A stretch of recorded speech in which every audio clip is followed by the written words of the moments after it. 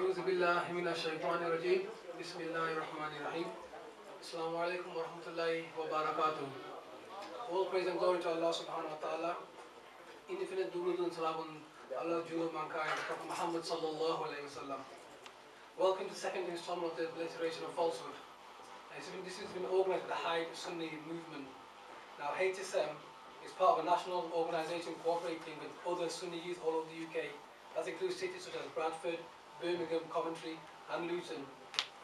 HSM will aim to educate the youth, propagate Islam and the authentic Sunni Aqidah of our pious predecessors preserved over the past 14 centuries by the Ahl Sunnah wal Jama'ah, the mainstream Muslims.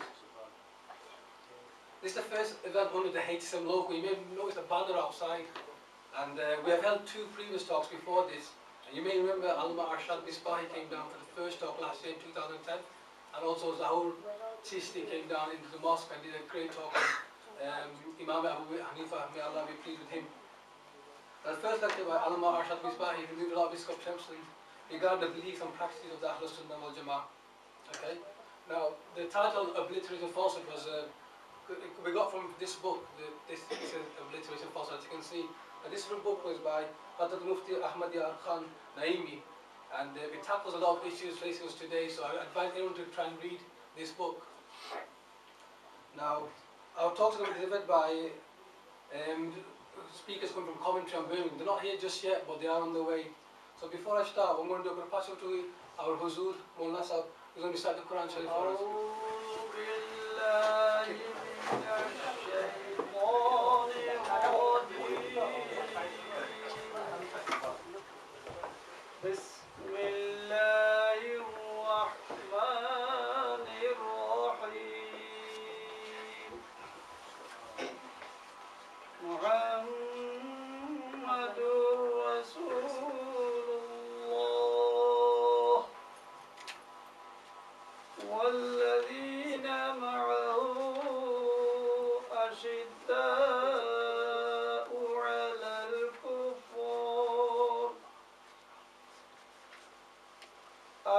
أشداء على الكفار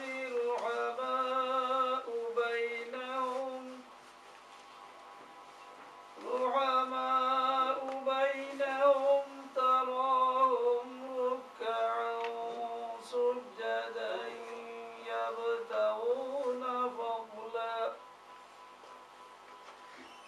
يبتغون فضلا من الله ورضوانا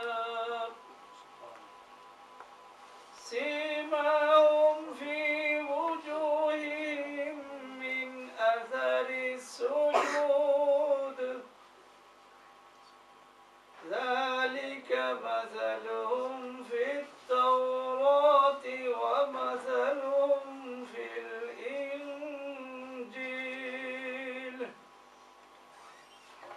كزرع أخرج شطأه فآزره فاستغلظ فاستوى على سوقه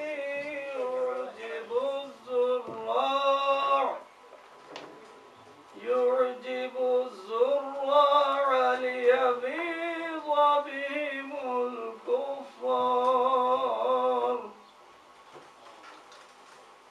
وعد الله الذين آمنوا وعملوا الصالحات منهم مغفرة وأجرا عظيما صدق الله المولانا العظيم وصدق رسوله النبي الكريم ونحن على ذلك من الشاهدين والشاكرين. Allah subhanahu wa ta'ala said in the Holy Quran, indeed Allah and His angels send blessings upon the Prophet. O people who believe, send blessings and abundant salutations upon him. Surah Al-Azab, verse 56. In order to put this into practice, I would like to invite Brother Sufi Akif Ismail to the leaders in his reciting salawat upon the best of creation, the Holy Messenger sallallahu alayhi wa sallam. Nare Takbir, Allahu Akbar. Nare Risalat, Ya Rasulullah. Allahumma salli ala Sayyidina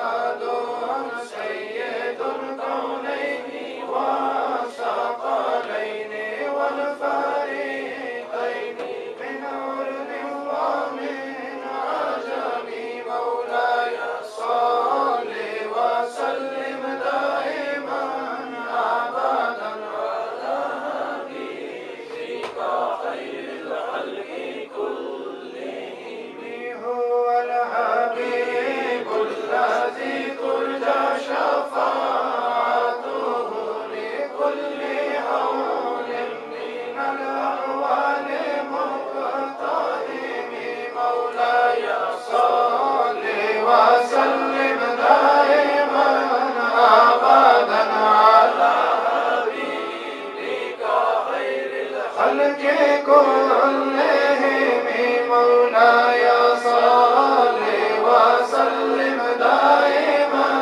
أبدا على حبيبك خير الخلق كلهم فإن من جودك الدنيا وضرتها ومن علومك علم اللوح والقلم مولاي صل وسلم دائما أبدا على حبيبك خير الخلق كلهم يا أكرم الخلق ما لي من ألوذ به سواك عند حلول الحادث عمامي مولاي صل وسلم دائما أبدا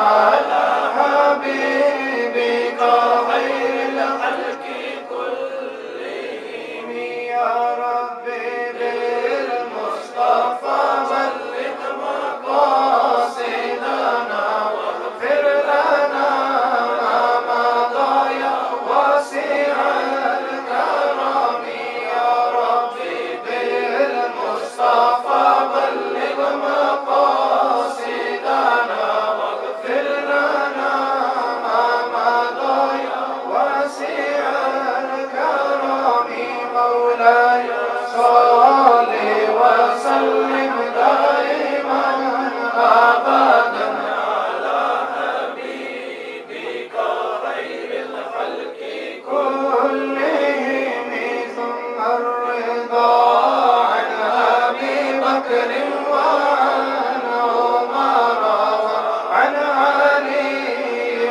وعن عثمان ذي الكرم مولاي صل وسلم دائما أبدا على حبيبك خير الخلق كلهم والآل والصحب ثم تابعين لهم أهل التقى والنقى والعلم والكرم مولاي صل وسلم دائما أبدا على حبيبك خير الخلق كلهم مولاي صل وسلم دائما أبدا على حبيبك خير الخلق كلهم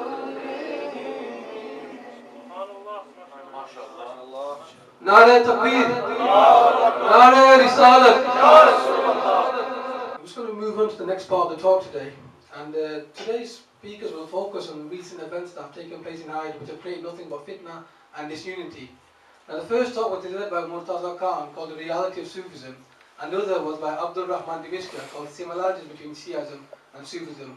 Now both these talks were organized by the Hyde Islamic Resource Center. Now these so-called scholars made many false accusations and lies and slandered many great awliya and ulama of the past. And I dare point the finger that giants of Zumma, like Imam Abu Hanifa, may Allah be pleased with him. Now if they have accused millions of Ahl Sunnah wal Jama'ah followers of being idolaters and polytheists, we have the right to defend ourselves. They have accused us of something that we are offering our trainers today, that we are free from shirk, and inshallah our honourable guest speaker will prove this point tonight. Today's guest speaker are two of the most talented, youthful Sunni scholars in the UK. Our first guest speaker, Shaykh Nabeel Afzal Irfaani from Coventry, and he will speak about the reality of Tasawwuf, which in English means Sufism, in the light of the Quran and the Sunnah. I'll kindly pass you over to Nabeel Afzal Irfaani. Nare Takbir! Nare Risalat! Ya Rasulullah. Ulama Sunnah. Zindabad! Alhamdulillahi wa kafa. Salatu wa salamu ala ibadihi alladhina istafa. Alhamdulillahi rabbil alameen. Salatu wa salamu ala ashrafil anbiya'i wa khatamil nabiyyin. Shafi'al muslimin. Rahmatan lil alameen. Amma ba'd. فقد قال الله عز وجل في القرآن المجيد والفرقان الحميد قد جاءكم من الله نور وكتاب مبين آمنت بالله صدق الله العظيم وبلغنا رسوله النبي الكريم الأمين ونحن على ذلك لمن الشاهدين والشاكرين والحمد لله رب العالمين. أما بعد فقد قال الله عز وجل في شأن حبيبه صلى الله تعالى عليه وسلم مخبرا وآمرا إن الله وملائكته يصلون على النبي يا أيها الذين آمنوا صلوا عليه وسلموا تسليما اللهم صل على سيدنا ومولانا محمد وعلى آل سيدنا ومولانا محمد وبارك وسلم وصل عليه. الصلاة والسلام عليك يا سيدي يا رسول الله. الصلاة والسلام عليك يا سيدي يا حبيب الله. الصلاة والسلام عليك يا سيدي يا شفيع المذنبين وعلى آلك وأصحابك وسلم عليك يا خاتم النبيين. From the first brother to the last brother, with one voice, read Salatu Islam once again. As-salatu was-salamu alayka ya Sayyidi ya Rasulullah. As-salatu was-salamu alayka ya Sayyidi ya Habibullah. As-salatu was-salamu alayka ya Sayyidi ya Nurullah. Wa ala alika wa ashabika wa sallam alayka ya khayra khalqillah. مولاي صل وسلم دائما أبدا على حبيبك خير الخلق كلهم ثم الرضا عن أبي بكر وعن عمر وعن علي وعن عثمان ذي الكرم. هو الحبيب الذي ترجى شفاعته لكل هول من الأحوال مقتحم. فإن من جودك الدنيا وضرتها ومن علومك علم اللوح والقلم. فإن من جودك الدنيا وضرتها ومن علومك علم اللوح والقلم. فإن من جودك الدنيا وضرتها ومن علومك علم اللوح والقلم. محمد سيد الكونين والثقلين والفريقين من عرب ومن عجم. مولاي صل وسلم دائما سمدا على حبيبك خير الخلق كلهم. All praise are to Allah, the Lord, the Master, the Creator, the Sustainer of all the universes, the Creator of everything, the Bestower of everything, who is in need of nothing, but everything is in need of Him, who has no children, who has no parents, who has no comparison, who has nothing like Him. And peace, blessing and salutations be upon His beloved, His final messenger, the best of creation, the purpose of creation, the life of creation, the beloved Prophet Muhammad sallallahu alaihi wasallam. May peace, blessing, salutation be upon him, his companions, his family, and all those who have filled their hearts with the love for him. Allah subhanahu wa ta'ala has greatly blessed us today for being present in this great gathering in the remembrance of Allah the Almighty, His beloved messenger, the Prophet Muhammad sallallahu alaihi wasallam. And we must thank the Hyde Sunni Movement and the young brothers who have been struggling over the last few weeks in trying to organize this. And I'm very pleased to say that, mashallah, I think everyone here, well, majority of people here are in the young ages, and in those ages where it's best to learn knowledge. Like the Messenger sallallahu alaihi wasallam said, knowledge learnt as a young person is like engraving a stone. So when you come at a young age to learn knowledge, that thing will never leave your brain. So this is to their efforts, and may Allah subhanahu wa ta'ala reward them, and may Allah subhanahu wa ta'ala give them the ability to continue in the work for the deen and in the work for the Ahl Sunnah. And may Allah subhanahu wa ta'ala keep us all steadfast upon the aqaid of the Ahl Sunnah wal Jamaat. We are sitting here today, like you heard from the brother who was presenting, about some controversial issues which have taken place not only in Hyde but all around the country and also all around the world. And these issues have risen from minorities, but they are affecting the majorities. And being from the Ahl Sunnah, we are from the majority. Like the Messenger sallallahu alaihi wasallam said, that amongst all the sects, the one group which will be saved from the fire of hell is the Ahl Sunnah. And by the grace of Allah, we are part of the Ahl Sunnah. But the minorities are trying to, with the support of the Western world, trying to destroy our Iman.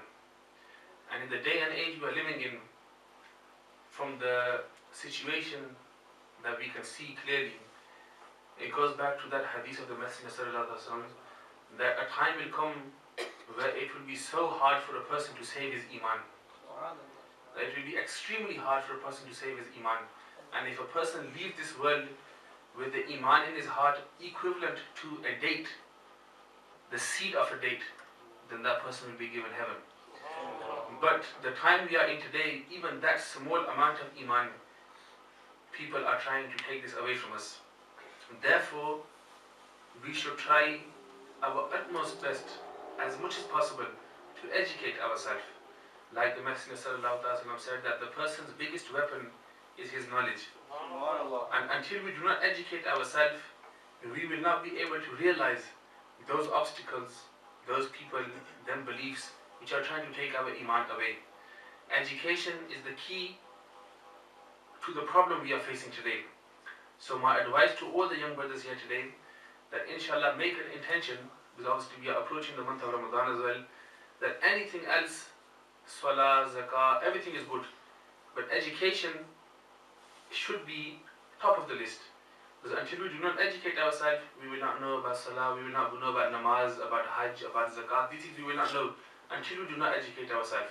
So take this as an advice from myself, that try to educate yourself as much as possible, even if you take 10 minutes a day to read something, but study from the right ulama as well. Remember this as well, that be sure that who you are studying from is teaching you the right things and taking you towards heaven and not taking you towards the hellfire, because this is something we are facing today as well.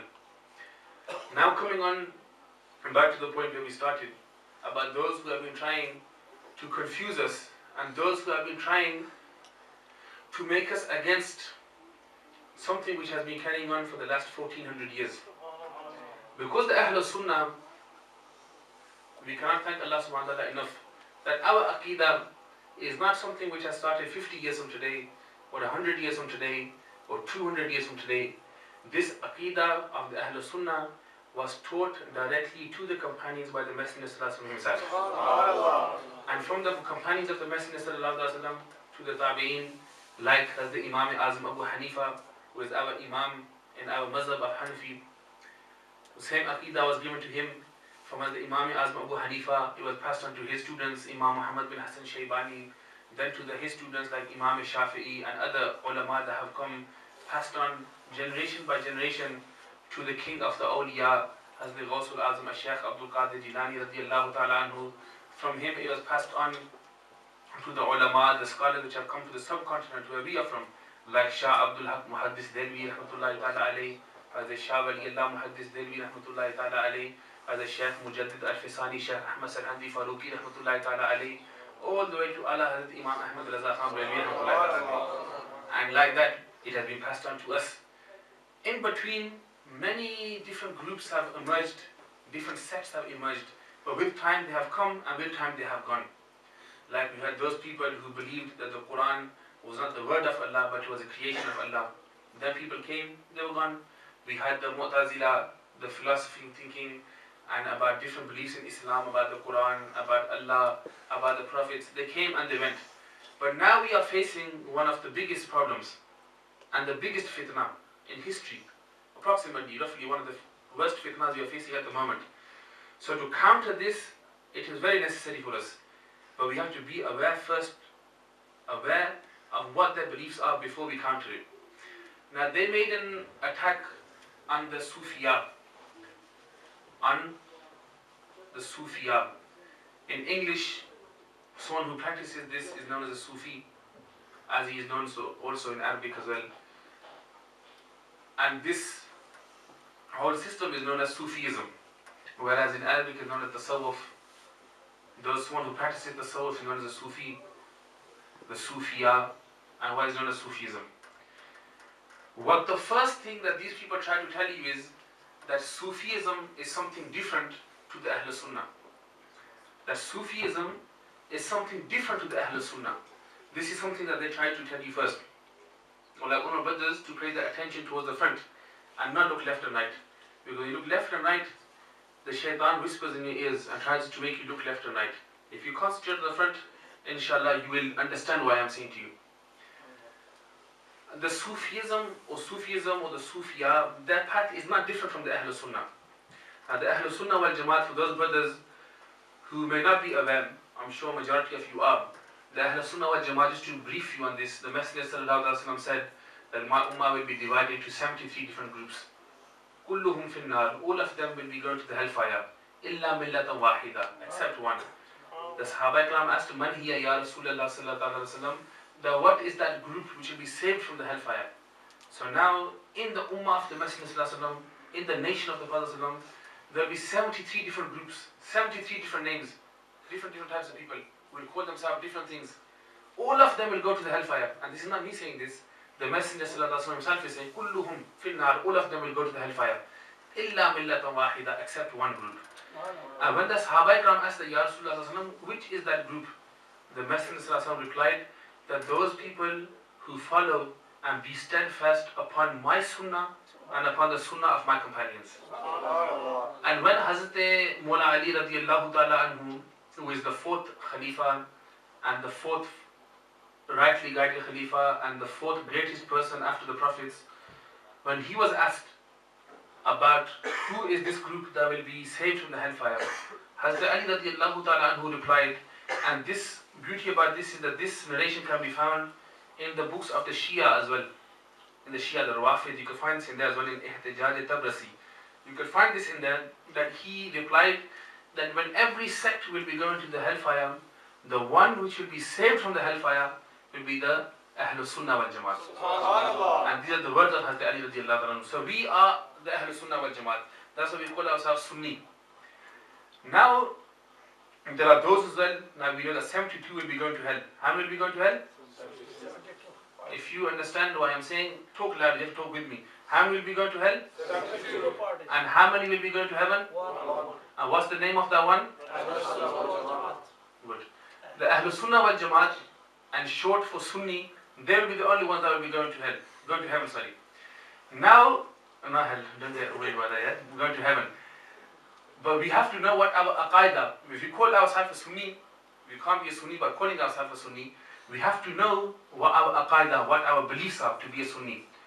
Now when these people say to you that the Sufiya, Sufism, Tasawwuf is something different from the Ahlul Sunnah, this is their first lie. This is their first?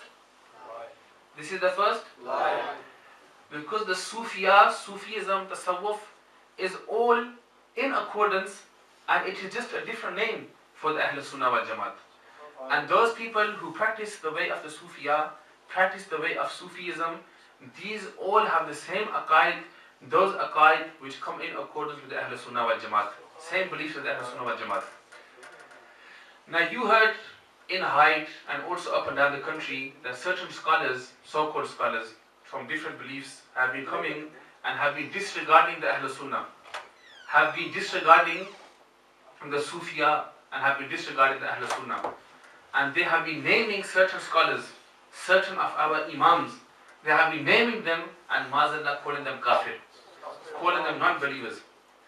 Now obviously, if somebody was to call me or you or anybody a kafir, the Prophet said that when somebody calls another person a kafir, one of the two will definitely be a kafir. One of the two will definitely be out of the fold of Islam. Either the one who is being accused, he will be a kafir, or the one who is accusing will be a kafir. Why? Because if you call somebody a kafir without any proof, or if you call a person a kafir and it is invalid to call him a kafir, you become a kafir, an infidel yourself. So now when somebody is calling us a kafir, is calling me a kafir for example, and calling our imams mushriks and kafirs, two things. Either we sit down and accept, or either we have to reply to show we are not. Either we sit down and accept, or the other way is to reply and say we are not. Now obviously we know that we are not, so it is our job to reply. So if we are not, the ones who are calling us, they will be. One of the two have to be. There can't be no third option in this. One of the two have to be. If somebody calls me a kafir without proof, then that person becomes a kafir himself. This is the rule that the Prophet ﷺ himself has set out. This is not my rule or your rule or anybody else's rule, or any mufti or any companion. This is the Prophet himself has said this, and it is in Bukhari Sharif as well, that one of the two will definitely be a kafir. So now, when the Sufiya, the people who are the Sufis, those who practice the love of the Messenger sallallahu alaihi wasallam, when they are called a kafir and they are called a mushrik, it is our job to defend this, because I am practicing and I am on the path of the Sufis, the Sufiya, the path of Sufism. I practice the path of Sufism, and I'm also part of the Ahl Sunnah wal Jamaat, the aqaid of the Ahl Sunnah wal Jamaat. Now I am being called indirectly a kafir, and all those brothers who follow the imams of the Sufiya, they are also being called a kafir. Like for example, the imam of our awliya, our Sufis that have come before us, has the Ghaus Pak, as the Shaykh Abdul Qadir Jilani radiyallahu ta'ala anhu, he has been explicitly and openly called a kafir. And I have this with me in the Fatawa of Saudi Arabia, which is with me here at the moment. For those brothers who do want to see, would like to bring references with me just to make sure that nobody has any doubt. This is Fatawa of Saudi Arabia I have with me, and this is by Shaykh Abdul Aziz Abdullah bin Baz, who is one of the big muftis, along with Uthaymeen and different other muftis of the Darus Salam in Riyadh. And in here explicitly and openly has the Ghaus Pak as Shaykh Abdul Qadir Jilani, who is our master and who is our leader of the old awliya, he has been called a kafir. Now anybody who says that I am a follower of Hazrat Ghaus Pak or Hazrat Shaykh Abdul Qadir Jilani, it is compulsory upon us to defend this. Is everyone with me on this? Yes? If everybody thinks this is their duty to defend Hazrat Ghaus Pak, say yes. Yes. It's not very loud, but it should be a loud yes. Yes. Yes. You have to stay awake. Yeah? If you're falling asleep, let me know. I'll probably crack a joke to keep you awake. So now as the Ghaus Pak, as Shaykh Abdul Qadir Jilani, who is one of the king of the Sufiya, he has been called a kafir. He has been called an infidel. Someone like me has also been called that. And all of us who say we are part of the Ahl Sunnah, we have also been called that as well. Because the Sufism, the Sufiya, is all in accordance with the Ahl Sunnah wal Jamaat. Now, a person named by Murtaza Khan, which you heard from the brother mentioning earlier on, who called himself, I'm very shocked, but in one speech he actually called himself Ahl Hadith, he called himself Salafi, he called himself Ahl Sunnah as well. So I don't know which one he is, but he gave himself three different names. This is all three he gave himself in the same speech. The name of the speech is How Not to Love the Prophet ﷺ. I don't know where he gave this speech, but How Not to Love the Prophet ﷺ. This is the speech, name of the speech. If you type on YouTube, you can find this as well. And in the same speech, he called himself, at one point he called himself, I'm a Salafi. And then at one point he called himself Ahl Hadith. And at one time he called himself Ahl Sunnah. So I don't know which one he is. He's definitely not the third one, the Ahl Sunnah. The other two, he might be one of them, or where you might be from. But anyway, so this person here, and in this speech that he gave about Sufiya, and also about how not to love the Prophet ﷺ, which is a direct attack on the Ahl Sunnah, direct attack on me and you, and all of us who call ourselves Sunni. And in this, where he started off, the first point where he said, when he began his talk, unfortunately, The word he used was, when I heard this first time, I was very shocked and sad as well. He praised Allah and then he said, praise be upon the Prophet ﷺ, who unfortunately is our point of discussion today. So meaning, he referred to the Prophet ﷺ, talking about the Prophet ﷺ as unfortunate to talk about the Prophet ﷺ. And then he went on to him being a cause of contention and so on and so forth. But to use such words to the Prophet ﷺ is not, and it's, as somebody who has respect for the Prophet ﷺ, he will not use such a word. Going on further, the ayah which I referred to in my khutbah in my beginning, قَدْ جَاءَكُم مِّنَ اللَّهِ نُورٌ وَكِتَابٌ مُبِينٌ. In this, Murtaza Khan, he mentioned that the Sufis and the Brahmins and so on and so forth, that they refer from this ayat that indeed has come to you from Allah, Nur, a light, and the clear book, Kitab Mubin.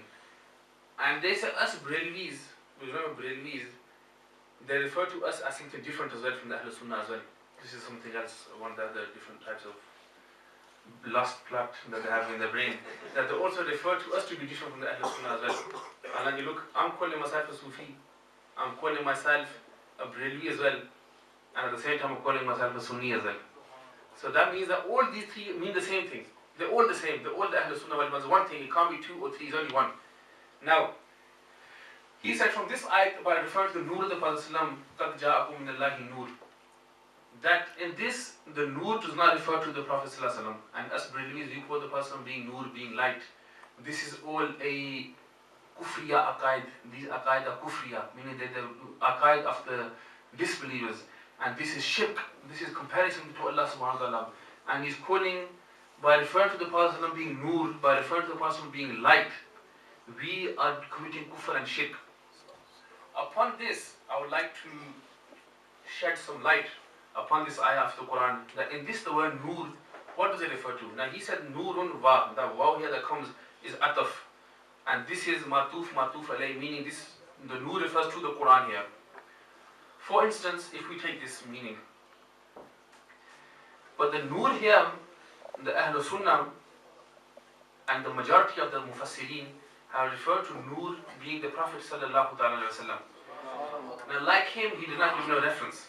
Like him, he did not give no reference, because he had no reference. But I would like to give reference. And I would not like to give reference of me or you, or of a scholar which is unheard, or even of a heard scholar, even of a famous scholar. I would not even like to give his quote as well.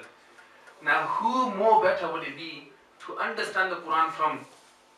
Who better more would it be to understand the Quran from better than the companions themselves? Those who studied the Quran directly from the Messenger sallallahu alaihi wasallam. The Quran was revealed upon the heart of the Messenger sallallahu alaihi wasallam, and then that Quran came out of the blessed mouth of the Prophet sallallahu alaihi wasallam and directly into the ears of the companions of the Messenger sallallahu alaihi wasallam. So who better would it be to understand the Quran from other than the companions themselves? And I have with me tafsir of no other companion other than that companion, about whom the Messenger sallallahu alaihi wasallam himself did dua for. And which dua did he do? That Ya Allah, give this companion of mine the understanding of the Quran, and make him a mufassir of the Quran, make him a mufassir, a commentator of the Quran.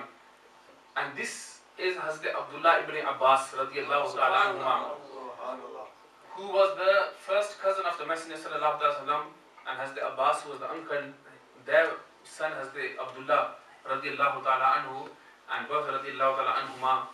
In his tafsir ibn Abbas, when he came to the ayah of قَدْ جَاءَكُم مِّنَ اللَّهِ نُورٌ, Hazrat Abdullah ibn Abbas, being a mufassir of the Quran and being directly taught from the Messenger sallallahu alaihi wasallam himself, and being from the blood of the Messenger sallallahu alaihi wasallam himself, and also like we know that the hellfire is haram upon the companions of the Messenger sallallahu alaihi wasallam. Like we find in many narrations that the Prophet said that somebody who has saw me in the state of iman, in the state of belief, Allah Ta'ala has made the hellfire haram upon them. So somebody who the hellfire is haram upon, and somebody who is from the blood of the Messenger sallallahu alaihi wasallam, and somebody who is a cousin of the Messenger sallallahu alaihi wasallam, somebody who is a companion of the Messenger sallallahu alaihi wasallam, somebody who has been directly taught by the Messenger sallallahu alaihi wasallam, and somebody who the Messenger sallallahu alaihi wasallam has done dua for, when he gives tafsir, it is different. His tafsir is regarded as something different to the normal mufassirin. When Hazrat Abdullah ibn Abbas radiallahu ta'ala, when he came to this ayah here of قَدْ جَاءَكُم مِّنَ اللَّهِ نُورٌ وَكِتَابٌ مُبِينٌ, and the word nur here, I have in front of me here on page 110. This is in front of me here, you can see this as well. Page 110 here of tafsir of Hazrat Abdullah ibn Abbas, and this is from Egypt, the Egyptian print. And in there, Hazrat Abdullah ibn Abbas, when he came to the ayat قَدْ جَاءَكُم مِّنَ اللَّهِ نُور, and the nur, he goes, what do you think he said? No prizes for guessing, but any guess? Hazrat Abdullah ibn Abbas had the same aqidah as us. Subhanallah. Naray takbir. Allahu Akbar. Naray risalah. Ya Rasulullah. Naray tahqiq. Ashari. Naray Haidari. Irfaani. Ulama Ahl Sunnah. Zindabad. Hazrat Abdullah ibn Abbas, we have the same aqidah as him. Hazrat Abdullah ibn Abbas said the nur here refers to Yani Muhammad sallallahu alaihi wasallam. The words of tafsir I put me here. So now if somebody was to come, whether it be Murtaza Khan, whether it be any other name, whichever name you may have, whatever he may be, if he was to come and say that someone who believes the person is nur, this ayah refers to nur and so on and so forth, this is all shirk and this is kufr, and we cannot refer to nur here being the Prophet sallam, then he is putting a question as the Abdullah ibn Abbas radiallahu anhu and the companions of the Messenger sallam, because their understanding of the Quran is far greater than our understanding, and far greater than our understanding will ever be. If we put a million mufassirin, million commentators of the Quran on one side, and has the Abdullah ibn Abbas on one side, his tafsir weighs more than all of theirs. And what has the Abdullah ibn Abbas radiallahu ta'ala anhuma understood from nur was the nur of the Prophet Muhammad sallallahu alaihi wasallam. So this person by the name Murtaza Khan, when he has mentioned this, he must understand that he must make his research more deep. He must deepen his research and deepen his understanding of tafsir. Because you do not become an alim by understanding just one tafsir or two about the maslaf ataf. This has been mentioned by mufassirin, as we mentioned by the Ahl Sunnah mufassirin as well. But to say that this nur does not refer to the person at all, and we cannot take this meaning, then this person is lacking of knowledge, he is lacking of understanding, and through his way of talking and shouting and screaming and coming around and talking how he thinks he can talk like some thug and mug, whatever he might be, coming like this and talking, this does not convince people. Talking like a thug or mug, whatever it might be, this does not convince people. If you want to talk from the Quran and Sunnah. Talk from the companions, what they said. As the Abdullah ibn Abbas radiallahu ta'ala anhuma has said that nur refers to the Prophet sallallahu alaihi wasallam. So who are you to say that there is nobody, no one, nur does not refer to the Prophet sallallahu, it cannot refer to the Prophet sallallahu? How can this be? This is just a Brahmi belief. This is just a Sufi belief. This is not a Sufi belief. If it is a Sufi belief, if it is a Brahmi belief, then what has Abdullah ibn Abbas? If it was strictly only us, what has Abdullah ibn Abbas? Our aqidah is the same aqidah as the companions. And our aqidah is that nur refers to the Prophet Muhammad sallallahu alaihi wasallam. And this is proven from the tafsir of Abdullah ibn Abbas radiallahu ta'ala anhuma himself. And if anybody has any questions on this, then he has to answer to Abdullah ibn Abbas radiallahu ta'ala anhuma first, and then go and giving names of mufassirin which maybe no one's ever heard of, and then talking from the top of his head and having notes from Google in front of him, and then talking from Shaykh Google. We're not from Shaykh Google. Our Shaykhs are Imam Azam Abu Hanifa. Our Shaykhs are Mujaddid al-Fisani. Our Shaykhs are Hazrat Ghaus Pak radiallahu anhu. Our Shaykhs are Allah Hazrat Imam Ahmad Raza Barelvi. We are not them people who talk from our head and talk from 100 years ago, 150 years ago. I've taken you back 1400 years direct from the mouth of Abdullah ibn Abbas. So you want to talk on that level. Don't talk from yourself and refer to ayats which have come from here and left, right. Take your own meaning, take them out of the siyak and sabab, take them out of context and give ayats and give fatwas yourself. You do not become fatwa, you do not become mufti that easy. Going to Pakistan and studying a few years in a university does not make you an alim. And we are not calling ourselves alim as well. We are the khadim, we are the servants of the Ahl Sunnah wal Jamaat. But anybody, doesn't matter who he may be, whether he has a beard 6 fists long, or whether he might be someone with an imama or without an imama, if he comes, he could be from a Salafi or any of these, whatever he might be. If he tries to, in any way or form, raise a finger or wrong eye at Ahl Sunnah or the aqaid of the Ahl Sunnah or the aimah of the Ahl Sunnah, then we will not be sitting silently. If we have to, we will raise our voice. If not, we will raise our hands in protection and defense of the Ahl Sunnah wal Jamaat.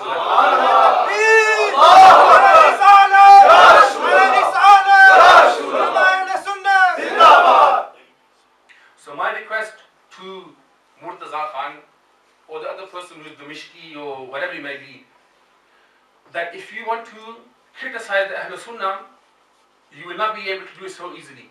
And you will not be able to do it at all. You call yourself Salafi, you call yourself Ahl Hadith, and you do not even understand the Hadith. Which Ahl Hadith are you? Which Salafi are you? You say you follow the Salaf, you follow those who have come before us. You do not follow Abdullah ibn Abbas. Which Salafi are you? Which Salafi are you? You say you do not follow Abdullah ibn Abbas. And not only has Abdullah ibn Abbas, in front of me I also have here one of the Imam of the Mufassirin. One of the Imams of the Mufassirin. That Mufassir who 70 times with his open eyes saw the Messenger sallallahu alaihi wasallam. I have in front of me Tafsir Jalalain by the Imam Jalaluddin Suyuti and Imam Jalaluddin Muhalli. And as the Imam Jalal in Tafsir Jalalain, when he also came to this ayah of Qad Ja'akum min Allahi Nur, Imam Jalaluddin Suyuti very beautifully in his simple way gives tafsir of this also. And this is on page 97 in this old print you can see. And Imam Jalaluddin Suyuti rahmatullahi ta'ala alayhi, when he came to this ayat of Qad Ja'akum min Allahi Nurun huwa Nabi sallallahu alaihi wasallam, that this nur refers to the Messenger sallallahu alaihi wasallam himself. So if somebody wants to say that this nur is only referred to the Prophet sallallahu by Brelvis or by Sufis, then the biggest Sufi is Imam Jalaluddin Suyuti. And the biggest Brelvi is Imam Jalaluddin Suyuti as well. If this only refers to the Brelvi and Sufis to refer to nur, and Tafsir Sawi, which is written upon Jalalain, also in this the nur refers to the Prophet Muhammad sallallahu alaihi wasallam. In Tafsir Mazhari it refers to the Prophet sallallahu alaihi wasallam. In Tafsir Ruh al-Ma'ani it refers to the Prophet sallallahu alaihi wasallam himself. And I have with me here Tafsir Baydawi Sharif. This is one of the Imams of Tafsir as well. In Tafsir Baydawi also nur refers to the Prophet Muhammad sallallahu alaihi wasallam as well. So then if somebody further than this, I have with me the Shara of Ash-Shifa bi Ta'rif al-Huquq al-Mustafa. And also I have with me Kitab al-Shifa bi Ta'rif al-Huquq al-Mustafa by Hazrat Qazi Ayaz Maliki rahmatullahi ta'ala alayhi, a scholar which came many hundred years ago. And the Shara, the explanation written upon this by Hazrat Mullah Ali Qari, was given the title Sultan al-Muhaddithin, the king of Muhaddithin. You come today and say you are Ahl Hadith and you understand Hadith more than Mullah Ali Qari? You understand Hadith more than Hazrat Qazi Ayaz Maliki? You understand Hadith more than Imam Jalaluddin Suyuti? You understand Hadith more than Imam Baydawi? Come to your senses and understand that this is not a game. This is not a game of poker or gambling. You can play and take a gamble and think you can win. You are dealing with Ahlul Sunnah here. And the Ahlul Sunnah will not let you off lightly. We will refer to the Quran and Hadith and prove our Aqidah is all in accordance with the Quran and Sunnah as well. Imam Qazi Ayaz Maliki rahmatullahi ta'ala alayhi, not only does he refer to Qad Ja'akum min Allahi Nur as referring to the Prophet, but also Allahu Nur Samawati wal Ard, this ayah Surah Nur. The Nur here refers to the Prophet as well. As the Mullah Ali Qari refers to Nur of the Prophet Muhammad as well. And I can sit here all night and give you references of the Mufassirin and Muhaddithin who are referred to Nur to be the Prophet Muhammad and somebody to come today and sit on a microphone and scream and talk loud and say I'm a thug or I'm a mug or whatever it might be, and then give his own tafsir and say we spend our whole life studying tafsir, we spend our whole life studying hadith, we spend our whole life studying knowledge. And you don't understand, you've not come across Imam Jalaluddin Suyuti, you've not come across Imam Baydawi, you've not come across Hazrat Abdullah ibn Abbas. Which studying have you been doing? Who have you been studying of? This refers to those people upon the Quran, Allah Ta'ala says as well, and the Hadith are mentioned as well, and ulama have written as well. They only study those things which suit them. Those things which do not suit them, they do not study. They are given this book by Muhammad bin Abdul Wahab Najdi, who was from Najd, who was from the cursed place. The person who cursed himself upon that place which the person failed, refused to do dua for, refused to pray for, that cursed place which comes in Hadith and Bukhari Sharif, Bukhari Sharif, the Prophet said that Najd is a cursed place and he did not do dua for Najd. When the people, they requested the person to do dua for Najd, the Prophet said that is a place where the shaitan will rise from, the devil will rise from there. That person they call that Imam. And I have in front of me here from Darul Salam itself, from Saudi Arabia, Darul Salam, which is the headquarters of the book's publications in Saudi Arabia. Their Kitab al-Tawheed here, and they refer to him the Mujaddid of his time, and Imam and Shaykh al-Islam Muhammad bin Abdul Wahab Najdi. This person who came a few hundred years from today wrote a book called Kitab al-Tawheed. What does he know about Tawheed? The person takes ayats out of context and refers them to the Aqaid of the Ahl Sunnah, saying that we are mushrik. I have in front of me here Fatawa Shami of Imam Shami rahmatullahi ta'ala alayhi, and this is also printed in Ja al-Haq, written by Mufti Ahmad Yar Khan Naimi rahmatullahi ta'ala alayhi. And when he came to this point here, now if we were to say that Najdis, these Najdis, these Wahhabis, these Salafis, whatever they call themselves, as far as the Ahl Sunnah are concerned, these are Khariji. These are Khariji. They have no other name. Salafi, these whatever they might be, or in common terms, they're known as Wahhabi. Now where they originate from Najd. Now Najd is that place upon which the Prophet himself declared that this place is a cursed place. And from here, the Qarnu Shaitan, the Shaitan and his, in different relations, different things have come, the hordes of the Shaitan or the group of the Shaitan will rise from this place. And upon this, when Muhammad bin Abdul Wahhab, when he came in Fatawa Shami, Imam Shami rahmatullahi ta'ala alayhi, about, I'm trying to give you the background of these people.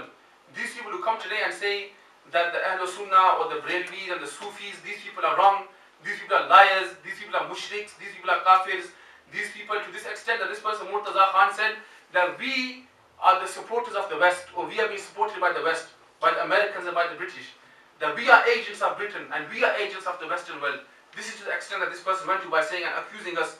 Now this person here, if I was to accuse them or say something, you would ask for evidence. I was not there in the time of Muhammad bin Abdul Wahhab.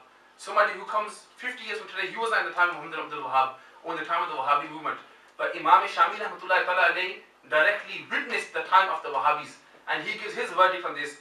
And he says that when the Wahhabis came, كما وقع في زماننا في أتباع عبد الوهاب الذين خرجوا من نجد وتغلبوا على الحرمين وكانوا, well, carries on here, it's very long ibarat. Upon this, Imam Shami rahmatullahi, just to shorten it for you, that in his time he says that the Wahhabi, those people who followed the Muhammad bin Abdul Wahhab, that's where Wahhabi has come from, Muhammad bin Abdul Wahhab, those who follow him, when they rose from a place called Najd, and when they came in that time, they came and they attacked Makkah Mukarramah. They attacked Makkah Mukarramah. And their belief was what? Their belief was that what they called themselves Yantahiluna ilal Hanabala. They called themselves Hanbali. They called themselves Hanbali. Like we call ourselves Hanafi. We have four mazhabs: the Hanafis, the Shafi'is, the Malikis, the Hanbalis, Imam Ahmad bin Hanbal. They called themselves Hanbali, but they were not from this. And what was to the extent that their belief was اعتقاد أنهم هم المسلمون وأن من خالف اعتقادهم مشركون. Same thing today, that whoever follows us and our Aqidah, he is only Muslim. And somebody who is against our Aqidah, he is a mushrik and out of Islam. This was their belief then, and the same belief they have today, that only we are Muslim and nobody else is Muslim. And further on, what did they do? They made it allowed. They made it allow what? Qatala Ahl Sunnah. They made the killing of the Ahl Sunnah allowed. Fatwa was given by him and by their ulama that killing the Ahl Sunnah is allowed. Killing the ulama is allowed. This is Imam Shami himself who witnessed those things that happened in that time. Now these people who come today and say that we are Ahl Sunnah and their imams made it allowed for killing the Ahl Sunnah, how can this be the same? Someone, you don't want to kill your friend, you want to kill your enemy. I mean, these are enemies of the Ahl Sunnah. Just openly, they sugar-coated. They put sugar on top to make it look sweet. Then we are part of the Ahl Sunnah, or we are Salafi, or we are Ahl Hadith, whatever it might be. But here, in reality, they are the enemies of the Ahl Sunnah. They are enemies of the Sufiyah. They are enemies of us people. And this is proven from the Imam Shami himself has said that they made it allowed to kill the Ahl Sunnah wal Jamaat. The ulama were killed and they were slaughtered by these people. And eventually, through their force and how, I have a book, I do not have it with me today unfortunately, but this was written by a person from Britain himself. And he himself has written and has opened up the story, how he went and with money, with pounds how he went and he bought these people, Muhammad bin Abdul Wahhab and all these people, how he bought them with money. What for? To try to destroy the Ottoman Empire. The Ottoman Empire, which was from the Turks, how to destroy them. Because the Western world, and here Britain, because Turkey is also part of Europe, and they wanted a way to destroy the Muslim Khilafah, the unity of Muslims. So they go, we have to try to some way, when you cut a tree, you cut it from the roots. Now the roots of Islam is in Makkah Mukarramah and Medina Munawwarah. So they go, let's attack them. So they found a person from the desert, a thief. They found a thief. First he was a thief of goods, and now he became a thief of Iman.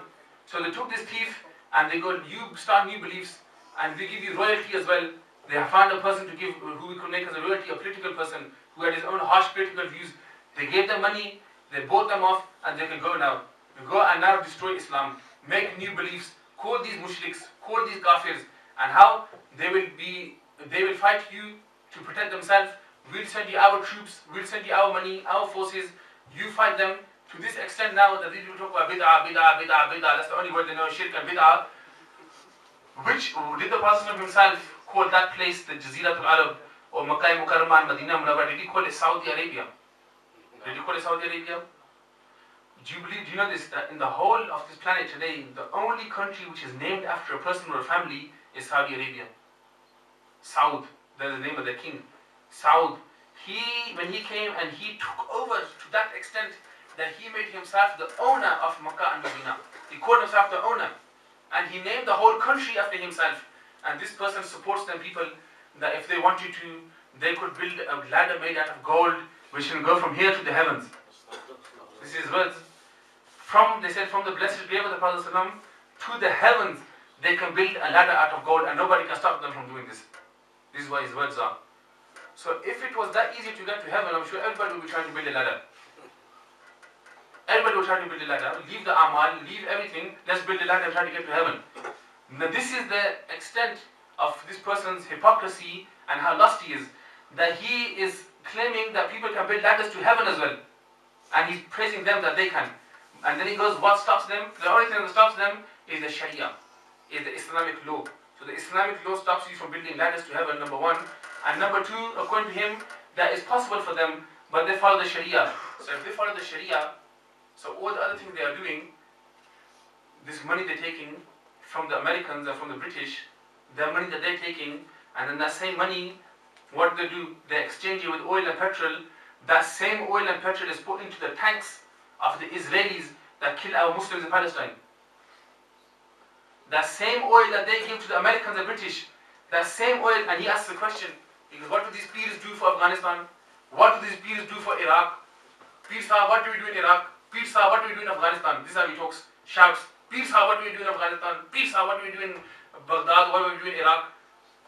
Peers tells you one thing. Peers teaches you how to do jihad. But I ask you, if you're saying that the peers don't give you a way, what way do these Wahhabis give you? The Salafis. Your own Wahhabi Salafis, who call themselves the leaders and the big leaders of this Ummah at the moment, they are trading with the Kuffar themselves. Indirectly, they are killing their own Muslim brothers. Because if, for example, Nara Takbir, Nara Risalat, Nara Tahqiq, Nara Hadri, Ulama Ahl Sunnah, Zindabad.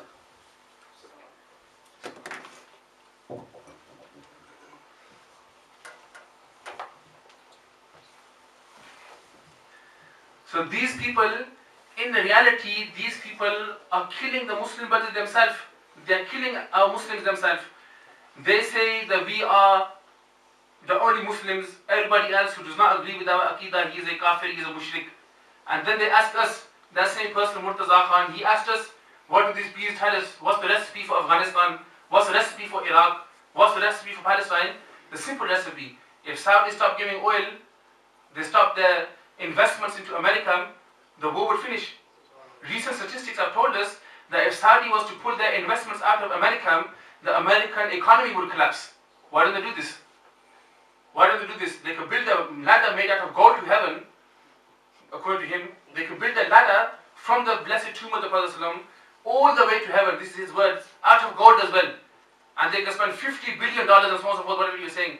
It seems like as if he's one of the accountants, how good his figures are about the money. And this is true as well, because these that take money from them as well. All the money comes from them. That's why they infest your mind with these dirty beliefs for money. This is exactly how their forefathers, these people, Kitab al-Tawheed was written upon money as well, by the Imam Muhammad bin Abdul Wahab Najdi as well, from the cursed place. This same person who's saying this, why don't he tell his own people that pull your investments out of America, pull your investments out of Britain, stop meeting the Queen. When the King came here, he gave a pen made out of gold to the Queen. He gave a pen as a gift to the Queen made out of gold. King Fahd wore a cross as well. And he wore a cross as well. King Fahd. King Fahd, the king. He wore a cross. And Sudais, who people say has got a very beautiful voice. This is what people say, our own Sunni unfortunately say, he's got a very beautiful voice. Sudais, that same person, he came to him, and in his namaz, he led Jamaat in London. What did he do? Openly, he led Jamaat, and behind him, he said Hindu stand, Sikh stand, and all these mixed religions, Jews, and there were Jews, and everyone standing behind him, and he goes, it's okay, it's fine. Then in their prayers, he took part in their prayers as well. This is the Imam of Makkah that they call, who leads the Maghrib Salah there. Sudais, who they call as their Imam. So what we have to understand is that we have to make sure that these people who are stealing, they are thieves of our Iman. We have to avoid such people. And if somebody says to you a Sufi is different, he's not a Sunni, or a Brelvi is not a Sunni, he is trying to misguide you. He is trying to misguide you, he is trying to steal your Iman. And this same person, he said that these people accuse us that we are the gustakh of the Prophet ﷺ, that we are the gustakh, we are the insulters of the Messenger ﷺ. Who are they to tell us we are gustakh? Who are they to tell us we are insulters? We know that the Prophet's bodies are protected from the earth. This is why he said, yeah, you can watch the video then. That they said that they tell us, but he goes, we believe that the Prophet's body cannot decay in the earth, and the bodies will be protected from the earth. The earth will not eat the bodies. And this is the Aqidah of the Sunnah. That's his Aqidah as well. So now somebody who says that the Prophet's body has been mixed in with the mud, what does that person become? He becomes a kafir, because he's not disrespected the body of the person. We believe the Prophets are alive in their graves, and the bodies are protected in their graves as well. And this is proven from authentic narrations as well.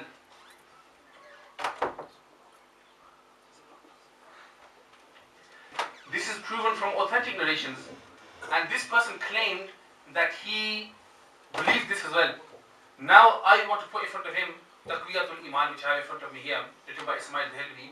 And if this you think is a print written, this print is from Deoband, from Delhi, and also from Deoband as well, this print here. And it's a very old print as well. It's like, in fact, it's handwritten. So you can see how old it is. At the same time, if you think that this is just the Deobandis belief, this is the Wahhabis as well, because this recent book here, Kitab al-Tawheed and Taqwiyatul Iman in one. Kitab al-Tawheed and Taqwiyatul Iman in one by Darul Salam, which is from the Saudis themselves, and they publish it and give them free in millions to the Hajis when they go for Hajj. In here, Ismail Dehelvi, and Ismail used to say, the Wahhabis would say that he's not our Imam, the Salafis are talking about him. Firstly, if he's not their Imam, Taqwiyatul Iman. If somebody is to say that this person is not our Imam, we do not believe in him, and we do not follow him, why are the Saudis publishing his books, number one? And number two, in Tarikh Ahle Hadith, which is in Urdu written by Mir Sialkoti, who was one of the Imams of the Ahle Hadith, Muhaddis Shaykh Nabeel, he was from Sialkoti, Pakistan. In Tarikh Ahle Hadith, he writes that Ismail Dehelvi Ahle Hadithon ka Imam hai. So he called Ismail Dehelvi his Imam himself, the Ahle Hadith to himself. Now I asked this person, Murtaza Khan, and for some reason, this is a funny thing as well, he said, these people, Sunnis and everything, yeah, they keep their names too much in the Ahle Bayt, like for the names of the Ahle Bayt, and this is the sign of the Shias. And like his own name is Murtaza as well. And also, I think is Abul Hasanan, if I'm right. Yeah. Abul Hasanan, the father of Hasanan. So this person seems a bit something missing up there. But this person, anyway, so this person now, Ismail Dehelvi in Taqwiyatul Iman, look, this is what he writes here now. He goes, the Prophet is a hadith here, which he narrates, and in the translation, and after giving his commentary, this is what he writes. He goes, the Prophet said, Yani मैं भी एक दिन मर कर मिट्टी में मिलने वाला हूँ. This is, you can see it for yourself, page 69. That this is what Ismail Dehelvi said. That मैं भी एक दिन, the Prophet said, like he said, the Prophet said by himself, that मैं भी एक दिन मर कर मिट्टी में मिलने वाला हूँ. That one day I will die and my body will be mixed in with the mud. Meaning I will be taken with the mud. So now this person said in his video a few weeks ago that I believe, and we believe that these, the Salafis, whatever he said it by himself, that the Prophet's bodies are protected from the earth, and their bodies are not eaten by the earth. So this person who they call their Imam, he said the Prophet's body will be eaten by the earth, and will be mixed in by the earth. So I give him a question now, that if you call yourself, you're not a gustakh, because you believe the Prophet's body is protected from the earth, and not only the Prophet's body, you go, all Prophet's bodies are protected from the earth. So what do you put fatwa on this person? What fatwa do you put on this person? I'll leave this question for him to answer. What fatwa do you put on this person who said the Prophet's body will be mixed in with the mud, will be eaten by the mud? If you are not a gustakh, is he a gustakh? Because one of you have to be. Either you are a gustakh, or either he's a gustakh. So you give me an answer. So that answer is for him to answer. that what is this person here? According to the Ahlul Sunnah, that this person is a gustakh. Whoever wrote this is a gustakhi Rasul. Somebody who does gustakhi, the person is a kafir. He's out of the fold of Islam. That person should be killed as well. Somebody who doubts his kufr also becomes a kafir as well. This is what we believe about someone who does gustakhi in the Prophet ﷺ. Even though Allah has never put fatwa on him directly, because at that time it came common, from certain source came that he did tawbah.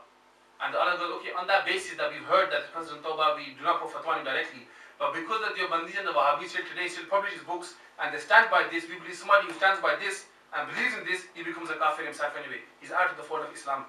So now you believe the Prophet's body is protected, he believes the Prophet's body is mixed in with the mud. So one of you have to be wrong. So if you're not gustakh, he is then. So what fatwa do you put on your own imam? And if you say that your imam is a kafir and is a gustakh, then what are you left behind as a muqtadi?